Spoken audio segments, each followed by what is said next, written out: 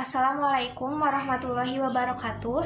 Saya Anissa Siti Nuroh, kelas 12 MIPA 2. Di sini saya akan mempresentasikan hasil analisis cerpen berjudul Perjalanan Terindah karya Zulfa Fadilah.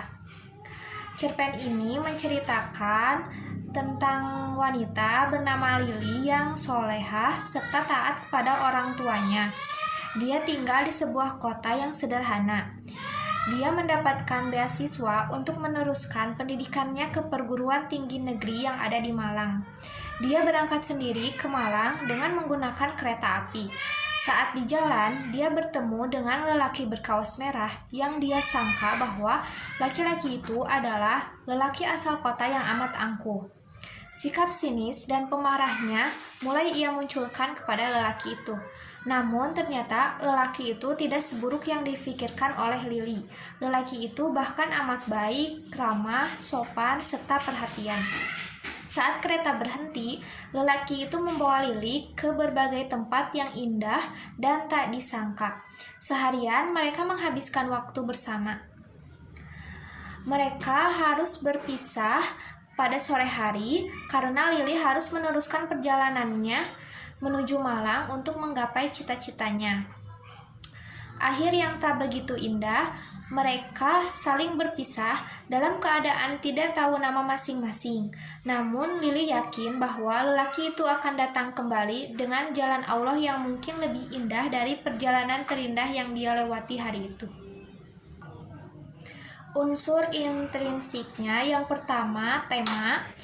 Cerpen ini memiliki tema cinta atau kasih sayang. Yang kedua, alur, maju. Karena peristiwa yang terjadi pada cerpen tersebut berjalan sesuai urutan waktu yang maju, tanpa adanya cerita tentang peristiwa di waktu yang sebelumnya atau yang pernah terjadi sebelumnya. Yang ketiga, sudut pandang orang pertama, pelaku utama. Karena tokoh yang ada pada cerpen tersebut berperan sebagai aku yang merupakan tokoh utamanya. Yang keempat, tokohnya ada Lili, ibu, ayah, dan lelaki berkaos merah. Untuk yang keempat, penokohan Lili baik, solehah, keras kepala, terkadang mudah marah. Untuk ibu, penokohannya perhatian dan penyayang. Ayah, lemah lembut dan penyayang. Untuk lelaki berkaos merah, lemah lembut, penyayang, murah senyum, dan sopan santun. Untuk latarnya, yang pertama latar tempat di kamar sesuai dengan kutipan, ku terbangun dan langsung kubuka jendela kamarku. Yang kedua, di ruang makan sesuai dengan kutipan, aku berjalan menuju ruang makan. Kulihat ibu telah menyiapkan makan sahur. Ketiga, di stasiun kereta. Sesuai dengan kutipan, kereta beberapa menit lagi berangkat. Aku berlari dengan kencangnya bersama ayahku, membawa barang yang cukup berat. Tepat di depan pintu kereta aku berdiri. Kemudian di taman bunga, sesuai dengan kutipan, tanpa aku sadari, aku telah berlari jauh dengannya hingga tiba di sebuah taman yang penuh dengan bunga. Kemudian di masjid, sesuai dengan kutipan, beberapa menit kami berjalan, kami pun tiba di sebuah masjid. Dan yang terakhir, di bawah pohon, sesuai dengan kutipan, tempat singgah yang terakhir yaitu di bawah pohon yang amat rindang. Di sebuah ayunan sederhana, kami duduk bersama. Untuk latar waktu, yang pertama dini hari, sesuai dengan kutipan, mataku sedikit terbuka, pertanda mimpi indah malam ini telah usai. Jam menunjukkan pukul 3. Yang kedua, pagi hari, sesuai dengan kutipan, di pagi hari yang cerah, pemandangan yang indah tentu sudah sangat cukup untuk menyegarkan penglihatan ini. Ketiga, di siang hari, berdasarkan kutipan, perjalanan masih jauh, aku belum sholat duhur, biarlah mungkin nanti bisa dikosor.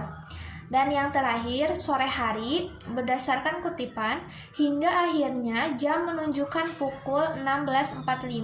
Aku harus segera ke stasiun. Untuk latar suasana, yang pertama sunyi.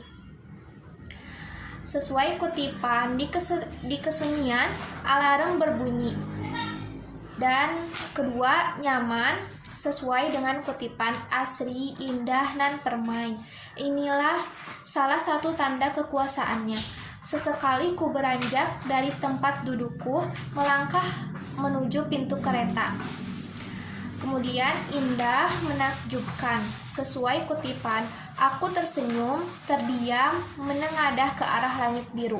Sungguh inilah salah satu keindahan atas segala kekuasaannya yang lain.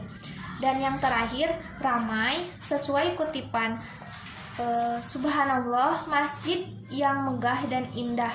Para jamaahnya pun banyak, ada yang sedang membaca Al-Quran, ada yang sedang duduk beristirahat, dan masih banyak lagi. Untuk gaya bahasanya yang digunakan kebanyakan berupa gaya bahasa hiperbola, karena terdapat banyak kata yang seakan-akan dilebihkan agar terasa lebih dari biasanya.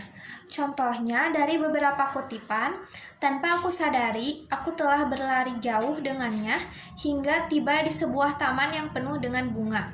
Keadaan yang amat bersih dan asri membuatku terkesima tanpa batas. Aku tersenyum, terdiam, menengadah ke arah langit biru. Sungguh inilah salah satu keindahan atas segala kekuasaannya yang lain.